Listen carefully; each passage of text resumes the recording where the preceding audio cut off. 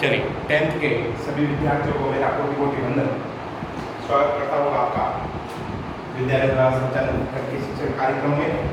कल हमने अभिभाव के कुछ उदाहरण लिखे थे और आज मैंने कहा था और उदाहरण मैं लेके आऊँगा आपके लिए, तो मैं आपके लिए और उदाहरण लेके आया हूँ जो मुझे इम्पोर्टेंट लग रहे हैं। क्या कारण रहा है ये भी देखेंगे कि इसमें अभिभाव क्यों हुआ ये भी हम जानेंगे। कोटि वंदन सबको करते हुए शुरुआत कर रहा हूँ उदाहरण की। पहला उदाहरण है निर्विवाद। निर्विवाद इसका अभिभाव क्यों हुआ? क्योंकि इसमें निर उपसर्ग आया। ये जो र है ये जब र नीचे उतरेगा तो क्या उपसर्ग बनेगा? निर। तो उपसर्ग के कारण अगर कोई शब्द बनता है तो उसमें अभिभाव समास होता है, इसलिए उपसर्ग आने की वजह से ये आपके क्या हो गया? अभिभाव। इसका अर्थ है बिना विवाद के, यानी इसका जो समास क्रिया होगा वो होगा बिना विवाद के। हम सुनते हैं कि समाज में जो है वो निर्विवाद अध्यक्ष चुन लिया गया। निर्विवाद का मतलब होता है बिना किसी विवाद के, ठीक है ना? जो अर्थ है वही विग्रह होगा। अगला है अनजाने। अनजाने का मतलब होता है बिना जाने हुए, ये इसका समास क्रिया है बिना जाने हुए। अन उपसर्ग के है इसलिए ये अभिभाव हुआ। अगला निर्विकार, वही बिना विकार के, बिना किसी परेशानी के, ठीक है ना? तो निर जो है उपसर्ग है, निर क्या है? उपसर्ग है, इसी वजह से क्या हुआ? इसमें अभिभाव हुआ। अगला है प्रत्येक। अब देखो इसके अंदर जब प्रत्येक को हम तोड़ेंगे तो इसमें यण संधि होगी। तो प्र का प्र यह आया है तो आधा वर्ण पूरा हो जाएगा, ई की मात्रा लग जाएगी, पीछे बचा एक। तो ये प्रति क्या है? उपसर्ग है, ठीक है ना? तो ये उपसर्ग की वजह से प्रत्येक में हुआ हर एक। इसका अर्थ क्या हो गया? हर एक। और अभिभाव क्यों हुआ? क्योंकि प्रति उपसर्ग है। अगला है यथा विधि। यथा और प्रति से जुड़े शब्दों में हमेशा अभिभाव होगा, ये मैंने कल कहा था। तो यथा विधि का मतलब होता है विधि के अनुसार। अगला है बेचैन। ये उपसर्ग है, उर्दू का उपसर्ग है, ये विदेशी उपसर्गों में आता है, विदेशी उपसर्गों में भी आता है, ठीक है ना? तो बेचैन ये उपसर्ग है, ये उपसर्ग की वजह से आपके इसमें अभिभाव समास हुआ और इसका अर्थ है बिना चैन के। अगला है समक्ष। अब देखो इसको जब तोड़ेंगे तो सम उपसर्ग निकलेगा और इधर बचेगा अक्ष। अक्ष का मतलब होता है आंख, ठीक है ना? और आगे उपसर्ग क्या लगा है? सम। तो सम उपसर्ग की वजह से इसको अभिभाव, और समक्ष का मतलब होता है आंखों के सामने। आंखों का मतलब होता है अक्ष, यानी अक्षी के सामने। अगला है यथा संभव। यथा आया है इसलिए इसमें कौन सा समास हो गया भाई? अभिभाव समास हो गया, यथा संभव। अगला है जितना संभव हो सके। अगला है नीडर। नी उपसर्ग है इसमें, नी प्लस डर, नी उपसर्ग निकल गया तो नीडर, बिना डर के। अगला है लाजवाब। ला उपसर्ग है उर्दू का, लाजवाब। ला उपसर्ग होने की वजह से अभिभाव हुआ और अर्थ हुआ इसका विग्रह क्या हुआ? जिसका जवाब न हो। अगला है यही जैसे निर इसमें आया था, इसमें निर्जल और निर्जन। निर्जल यानी बिना जल के, निर उपसर्ग है, इसलिए इसमें कौन सा समास हुआ? अभिभाव। निर्जन बिना जल के, इसमें भी निर उपसर्ग है। जन यानी लोग, जहां लोगों का निवास न हो क्या कहलाएगा? निर्जन, ठीक है? अगला है हर्वर्ड्स। हर भी उपसर्ग है, हर्वर्ड्स। तो हर्वर्ड्स का हो गया प्रतिवर्ष। अब देखो रातों रात एक जैसे दो शब्द आए, जैसे कल मैंने बताया था हाथों हाथ, उसी प्रकार से रातों रात, तो इसका हो जाएगा रात रात। दिनों दिन, ये भी एक जैसे दो शब्द हैं इसलिए अभिभाव हुआ, दिन दिन। और अंतिम है निर्भर। निर्भर यानी निर उपसर्ग है, निर्भर यानी पुष्पों पर आश्रित। आगे बात समझ में? जैसे एक आया अभिमुख, याद आ गया मुझे, एक आया अभिमुख, ये भी लिख लेना, अभिमुख। अभिमुख। अभिमुख का मतलब होता है मुख के सामने, मुख के सामने। अभी उपसर्ग है इसलिए हुआ मुख के सामने। तो ये आपके अभिभाव के उदाहरण है। अब मैं, आप इसको नोट डाउन कर लीजिए पॉज करके।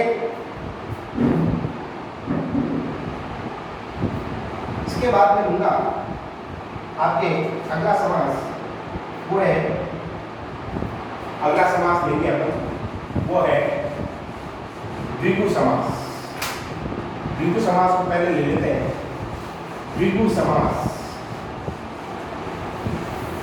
द्विगु समास। देखिए द्विगु समास क्या होता है। द्विगु समास, दूसरा जो समास है वो है द्विगु समास। द्विगु समास में क्या होता है, पूर्व पद और उत्तर पद, ये दो चीजें मैंने कहा आप ध्यान रखना, दो वर्ड याद रखना, इन्हीं पे सबकी परिभाषा डिपेंड करती है, पूर्व पद और उत्तर पद। देखो ये कैसे काम आएगी। द्विगु समास की परिभाषा है जिस समस्त पद में, समस्त पद का मतलब समझ लें, पूर्व पद प्लस उत्तर पद, वो क्या कहलाएगा, समस्त पद। जिस समस्त पद में पूर्व पद यानी पहले वाला पद, पहला पद, पूर्व पद का मतलब पहला पद संख्यावाची हो, क्या हो, संख्यावाची हो, संख्यावाची हो, तथा जिसका तीसरा अर्थ का मतलब होता है कोई अन्य अर्थ न निकले। अन्य अर्थ, तीसरा अर्थ का मतलब क्या होता है, अन्य अर्थ न निकले,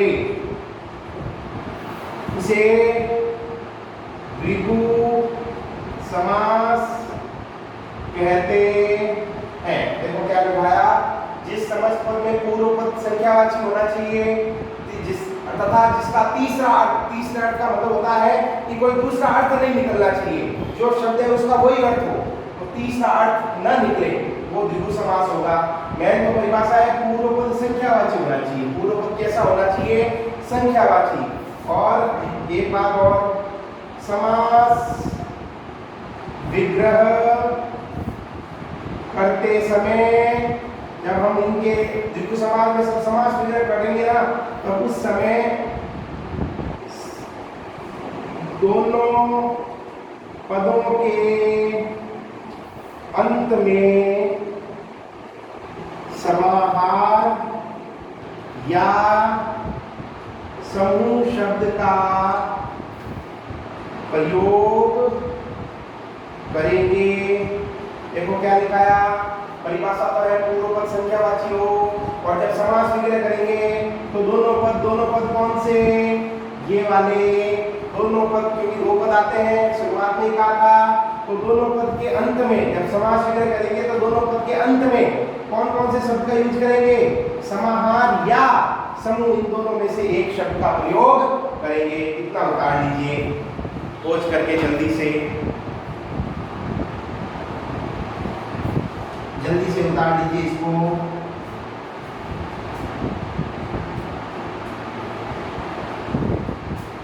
चलिए अब करते हैं इसके उदाहरण। अब इसके उदाहरण, समास विग्रह करना है, पहले तो क्या है, ध्यान रखना है, पहला पद क्या हो, संख्यावाची, सामासिक पद, समास विग्रह। देखो कैसे करते हैं। पहला है, मान लीजिए त्रिभुज। अब देखिए त्रिभुज में पहला पद क्या है, संख्यावाची, त्रि यानी तीन, तो पहला पद क्या है, संख्यावाची है। कौन सा समास हुआ, कौन सा हुआ, द्विगु समास। अब समास विग्रह करना है तो क्या करेंगे, त्रि का मतलब तीन, फिर दूसरा पद कौन सा है, भुजा, तो तीन भुजाओं का समाहार। लास्ट में क्या प्रयोग करना है, समाहार या समूह शब्द का प्रयोग करना है। त्रिफला, तीन फलों का समाहार, त्रिफला, तीन फलों का समाहार। अगला है चतुर्भुज, चार भुजाओं का समाहार, चार भुजाओं का समाहार।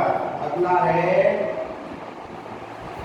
त्रिलोक, अगला क्या है, त्रिलोक, तीन लोकों का समूह, तीन लोकों का समूह। तीन लोक कौन से, स्वर्गलोक, पृथ्वीलोक और पाताल लोक। स्वर्ग, पृथ्वी और पाताल। अगला है चौराहा, पांचवा नंबर है भाई, चौराहा। तो क्या हो गया, चार रावणों का समूह या समाहार। अब देखो सब में पहला पद क्या आ रहा है, सब में पहला पद क्या आ रहा है, संख्यावाची आ रहा है।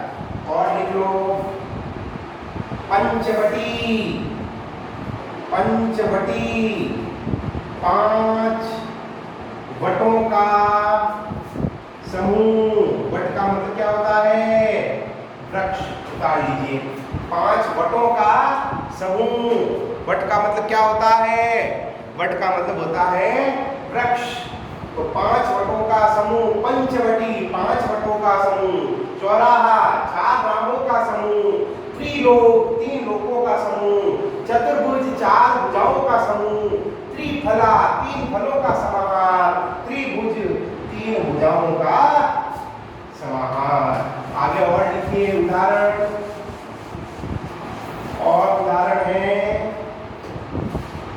और उदाहरण है छठा साफा जो लिखा आप देख लेना। सप्तऋषि, सप्तर्षि, ये सप्तऋषि, सप्तर्षि, अरे यार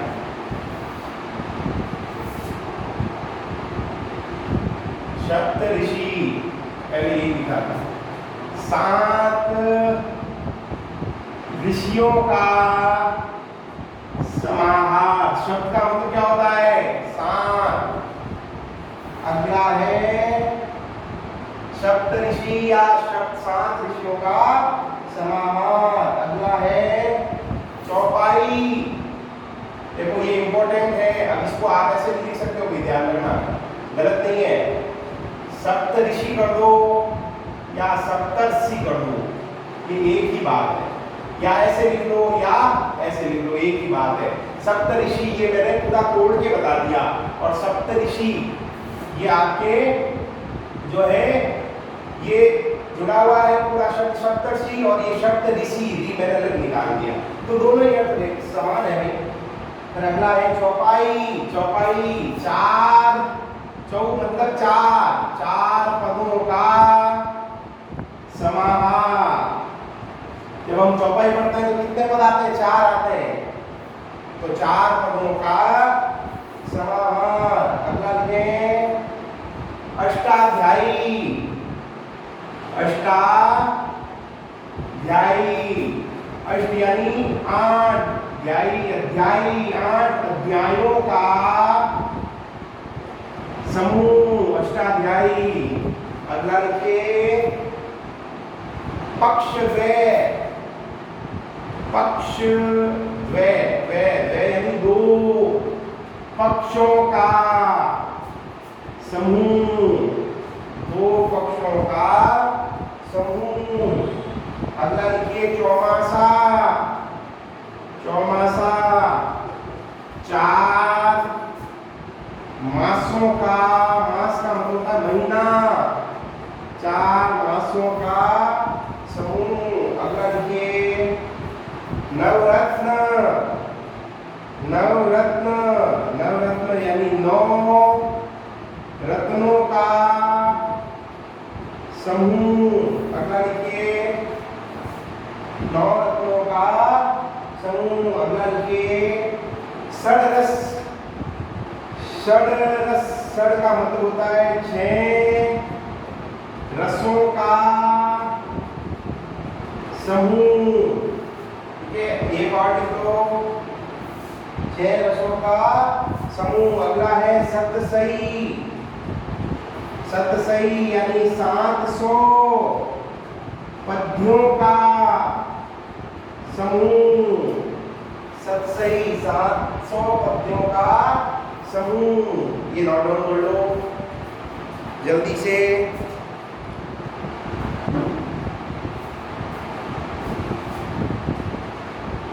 अगला है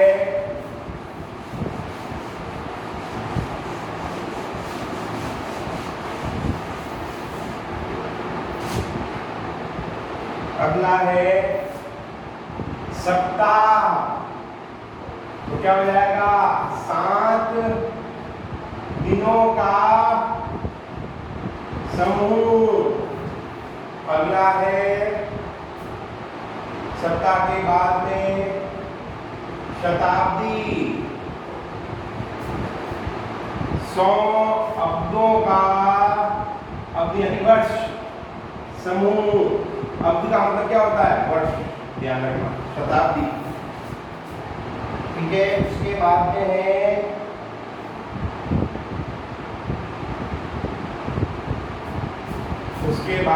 एक और लिख लीजिए,